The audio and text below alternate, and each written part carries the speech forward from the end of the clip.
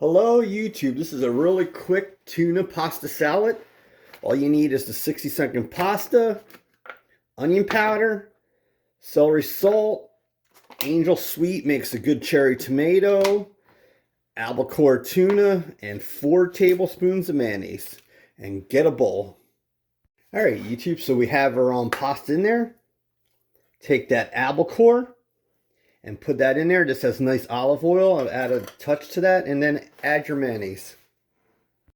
Alright YouTube, so we have our 4 tablespoons of mayonnaise.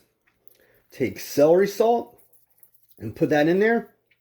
If you wanted to use something different, you could use real celery. Take onion powder and put that in there. And that's the same thing. You could use onion if you want, but I'm trying to show you a really quick way. You could always keep celery salt and onion powder in your house. Alright YouTube, so you have all that in there.